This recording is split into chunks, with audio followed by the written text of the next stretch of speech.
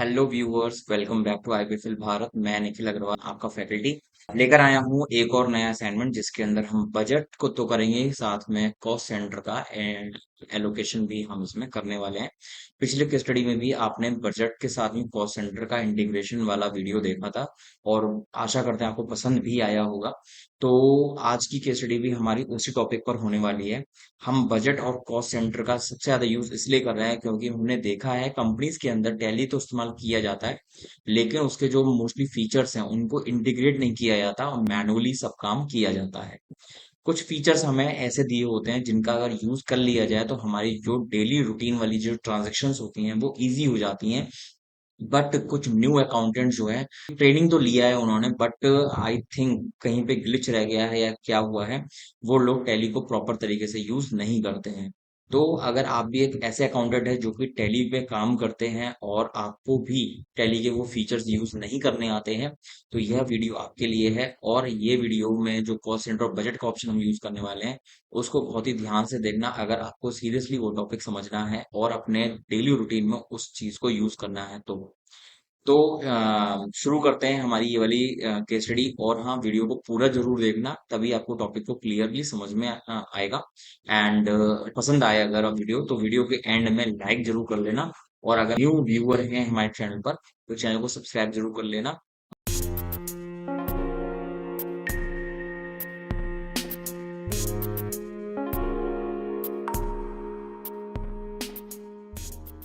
Company create मैंने already कर ली है, जो आपको यहाँ पे दिख रहा है, budget and cost centre assignment number 5। ये एफिडेविट विंडो में मैं इसलिए रुका हूँ क्योंकि यहाँ पर हमको एक ऑप्शन यस करना पड़ता है कॉस्ट सेंटर के लिए। ये मैंने यस कर लिया है। और हम इसमें जीएसटी वाला ऑप्शन नो कर लेते हैं, कंट्रोल ए कर लेते हैं। अब जो भी वर्किंग है वो हमारी यहाँ पे शुरू होती है, जिसके अंदर हम सबसे पहले क्वेश्चन पढ़ते हैं। क्वेश्चन में हमें जो दिया हुआ है वो है, कमेंस कर रहे हैं बिजनेस 12 लाख रुपए से कैश में, और एक्सिस बैंक में हमारे पास है 3.5 लाख रुपए। तो हम पहले एक एंट्री कर लेते हैं वाउचर में जाकर, रिसीट वाउचर ओपन करके यहाँ पे बना देते हैं कैपिटल का ledger, capital under capital account. और यहाँ पर हमने इसको डाल दिया है टोटल अकाउंट 12 और 3.5, ये हमारा हो जाएगा 15.5 लाख रुपए। ठीक है। एंड यहाँ पर हम एलोकेट करेंगे, कैश बैलेंस हमारे पास है 12 लाख का। एंड बाकी जो अमाउंट हमारा जाएगा वो हो जाएगा एक्सिस बैंक। ठीक है। ये हम डाल देते हैं अंदर बैंक अकाउंट। इसमें हमारा कोई कॉस्ट सेंटर का ऑप्शन यस मत कर लेना, क्योंकि वो आपको दिक्कत क्रिएट कर सकता है आगे। ठीक है। यहाँ पर हमारी पहली एंट्री हो जाती है जैसा हमें बताया हुआ था। और अब हमें बता रखा है एनुअल बजट बनाना है। एनुअल बजट बनेगा हमारा, क्रिएट में जाएंगे, शो मोड में, और यहाँ पर आपको दिखेगा बजट। कैटेगरी अभी हम कॉस्ट सेंटर और कैटेगरी का काम अभी नहीं बता रहे हैं, क्योंकि हमें अभी काम में नहीं आएगा। बजट बना देते हैं। बजट का नाम हमें बता रखा है एनुअल बजट, बट एक्सपेंसेस के लिए है, तो हम यहाँ पे डाल देते हैं एक्सपेंसेस एनुअल बजट। इस तरह से हम यहाँ पे बजट बना लेते हैं। और ये जो बजट है हमारा वो बन जाएगा 1.4 से लेकर 31 मार्च 2026 तक। ग्रुप का काम नहीं है, लेजर का काम है। लेजर आप बनाएंगे यहाँ पर सैलरी का, टेलीफोन का और मिसलेनियस एक्सपेंसेस का। बट जो कॉस्ट सेंटर वाला ऑप्शन है वो आप सिर्फ यस करेंगे सैलरी के आगे। ठीक है, और सी कर लीजिए। यहाँ पे लेजर बना लो सैलरी का अंडर इनडायरेक्ट एक्सपेंस में। और यहाँ पे कॉस्ट सेंटर ऑब्वियसली यस हो जाता है अपने आप ऑटोमेटिकली। और यहाँ पे कॉस्ट सेंटर का ऑप्शन मत ले लेना। और यहाँ पे हमें कुछ भी नहीं बता रखा कि आपको यहाँ पे ऑन क्लोजिंग बैलेंस ले रखा है लेना है या फिर ऑन नेट ट्रांजेक्शन लेना है। पिछले वीडियोस अगर आपने देखे हैं तो मैंने आपको दिखाया है ऑन क्लोजिंग बैलेंस लेना और ऑन नेट ट्रांजेक्शन लेना, क्या डिफरेंस आपका रहता है। तो वो आप जरूर देखें अगर आपने नहीं देखा है तो। सैलरी का जो बजट हमें बता रखा है वो है 3,60,000 रुपए। उसके बाद में हम एक और बजट बना लेते हैं यहाँ पर, वो है टेलीफोन। पहले लेजर बनाएंगे, टेलीफोन इनडायरेक्ट एक्सपेंस। कोई कॉस्ट सेंटर एप्लीकेबल मत करना है, इसमें कर देना। और यहाँ पर जो हमारा अमाउंट है बजट का वो 50,000 रुपए। ठीक है। तीसरा जो लेजर है वो हमारा है MISC मिसलेनियस एक्सपेंसेस का, इनडायरेक्ट एक्सपेंस। एंड ये भी मैंने नॉट एप्लीकेबल करके और क्लोजिंग बैलेंस 75,000 रुपए बजट डाल दिया। ठीक है। यहाँ पे कॉस्ट सेंटर हमें नहीं दिया हुआ है, तो हम कॉस्ट सेंटर के हिसाब से बजट नहीं बना रहे हैं, इसलिए हम इसको नो रखेंगे। एक्सेप्ट करवा दिया है। ये हमारा बन गया 1 अप्रैल का एक एंट्री। अब हम चलते हैं वाउचर के अंदर, जहाँ पे हम एक्चुअल एंट्रीज करेंगे पेमेंट वाउचर में आके। डेट चेंज कर लेते हैं, 2 अप्रैल की पहली एंट्री हो रही है जिसमें हम कंपनी इनकर्ड फॉलोइंग एक्सपेंसेस। तो हमने सबसे पहले खर्चा किया सैलरी पर। सैलरी 28,000 रुपए की। और यहाँ पर कॉस्ट सेंटर का नाम पूछा, जो कि हम ऑल्ट सी करके बना लेते हैं, जो कि मिस्टर कृष्ण। 28,000 की जगह हम यहाँ पे इसका एक्चुअल खर्चा है 12,000 रुपये का। और जो दूसरा बंदा है वो है मिस्टर सुमंत। ठीक है, ये हमने करवा दिया एक्सेप्ट, ये हमारी एंट्री हो गई है।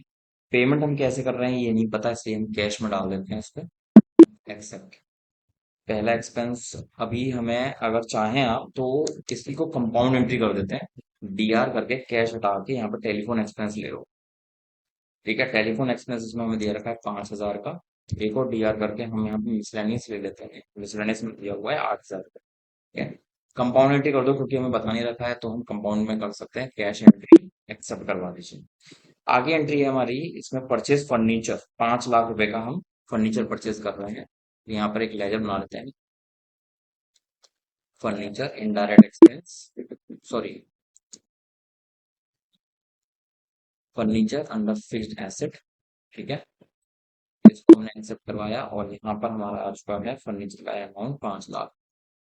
ठीक है, और जो हम पेमेंट कर रहे हैं वो एक्सिस बैंक का चेक, चेक नंबर हमें दिया हुआ है यहाँ पर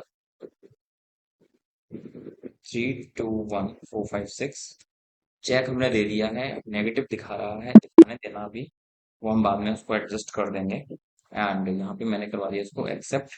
इसके बाद में 1 मई की एंट्री है यहाँ, एंड यहाँ पे हमें बताया हुआ है सैलरी पे कर रहे हैं सिर्फ। ठीक है, 1 मई सैलरी हमारी टोटल है 32,000 रुपये हम दे रहे हैं। मिस्टर किशन को इसमें से 16,000 रुपये जा रहा है, एंड बाकी हमारा मिस्टर सुमन को 16,000 रुपये चला जाएगा। ये हमारी एंट्री जो है कैश में हो जाएगी, एक्सेप्ट करवा दीजिए। नेक्स्ट हमने 1 मई को ही मिसलेनियस एक्सपेंसिव में भी पेमेंट की है, ये है 9,500 रुपीज की। और पेमेंट कैश में ही करते हैं, क्योंकि हमें चेक का बता नहीं रखा, कैश। और अब हमें 1 मई को एक एंट्री करनी है डेप्रिसिएशन की। अब क्योंकि मैंने 2 अप्रैल को तो फर्नीचर खरीदा था, और 1 मई को ये मुझसे कह रहे हैं फर्नीचर पर डेप्रिसिएशन 15% लगाने के लिए, चार्ज डेप्रिसिएशन। तो डेप्रिसिएशन भी लगा देते हैं यहाँ पर 1 महीने का। तो यहाँ पर आप लेजर बना लो क्रिएट में, डेप ऑन फर्नीचर @15%। ठीक है, फिक्स्ड एसेट में ये नहीं जाएगा, ये जाएगा इनडायरेक्ट एक्सपेंसेस के अंदर।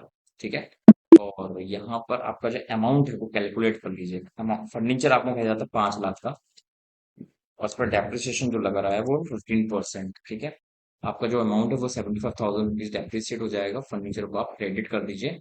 एंड एक और चीज आपको बता देते हैं, 75,000 रुपये नहीं, 75,000 रुपये तब है जब पूरे साल का डेप्रिसिएशन लग रहा हो। यहाँ पर हमारा ये 1 मंथ का है, तो आप फिर से ऑल्ट सी करिए, यहाँ पे 75,000 मल्टीप्लाई 1/12 कर दो आप, या फिर डिवाइड बाय 12 कर दो सीधा।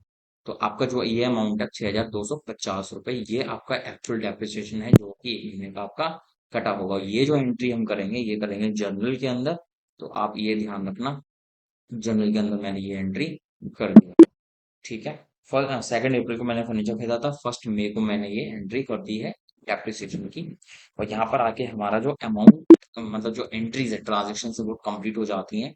फिर चलते हैं P&L के अंदर, डायरेक्ट एक्सपेंस, और यहाँ पे जो हमारे 4 हेड आ रहे हैं, इन 4 हेड में हम यहाँ पे F10 करते हैं, देखते हैं एनुअल बजट के हिसाब से क्या वेरिएंस आ रहा है। आप एक चीज देख सकते हैं, डैप ऑन फर्नीचर जो है वो हमारा सिर्फ एक्चुअली, क्योंकि हमने उसको बजट में नहीं डाला था, बजट में हमने सिर्फ ये 3 एक्सपेंसेस डाले थे जो कि हमें बताए हुए थे। ठीक है, उसके अकॉर्डिंग आप देख सकते हैं 75,000 रुपीज का हमारा पूरे साल का बजट है, बट हमारा खर्चा भी 17,000, हमारा खर्चा भी 17,500 का हुआ है, 57,500 still we can spend.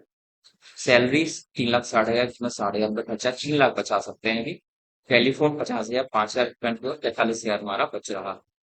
Further अगर आप अंदर जाते हैं इसमें एंटर करके, आप एंटर कर दीजिए, तो जो बजट आपने एनुअल बजट बनाया था वो यहाँ पर आपका 75,000, 75,000, 75,000 इस तरह से हर महीने वो एलोकेट करते जाएगा। और आपका एनुअल बजट जो है वो आपका अमाउंट यहाँ पर कुछ और ही दिखाएगा, और अकॉर्डिंगली उसका कंपैरिजन यहाँ पर आपको देखने को मिल सकता है। ठीक है, तो ये हमारा एक और असाइनमेंट, असाइनमेंट नंबर 5, जिसके अंदर हमने बजट तो बनाया ही, साथ में कॉस्ट सेंटर का भी काम किया, केवल सैलरी के साथ में। सैलरी जो हम पे कर रहे थे उसको हमने एलोकेट किया है बजट के अंदर। ठीक है, तो यहाँ पर हमारा एक और असाइनमेंट बजट और कॉस्ट सेंटर पर हो जाता है। आशा करते हैं आपको हमारा ये असाइनमेंट भी समझ में आया होगा। अगर समझ में आया हो तो प्लीज लाइक जरूर कर दीजिए, शेयर कर जरूर कर लेना, और हाँ, चैनल को सब्सक्राइब नहीं किया है तो प्लीज चैनल को सब्सक्राइब कर लीजिए। और वीडियो के स्टार्टिंग में आपको दिखा था एक क्यूआर कोड, जिसको कि आप यूज कर सकते हैं हमको सपोर्ट करने के लिए, चैनल को सपोर्ट करने के लिए, जिससे कि हमारे लिए भी बहुत ज्यादा हेल्पफुल होगा फर्दर वीडियोस और ज्यादा लेकर आने के लिए हम वेट हो। तो चलते हैं, एक और नया वीडियो, अभी बजट का टॉपिक खत्म नहीं हुआ है, फिर एक और टॉपिक बजट के ऊपर आने वाला है। तो उस वीडियो के लिए बने रहिएगा चैनल के साथ में और देखते रहिए हमारे सभी वीडियोस, बट पूरी वीडियो जरूर देखा करिए, वो आपको भी बेनिफिशियल ही रहेगा, क्योंकि पूरा वीडियो देखेंगे तो आपको एक एक चीज वीडियो में समझ में आएगी। तो ये था हमारा वीडियो, चलते हैं फिर लेकर आएंगे नया वीडियो, तब तक के लिए goodbye, see you soon and thanks for watching.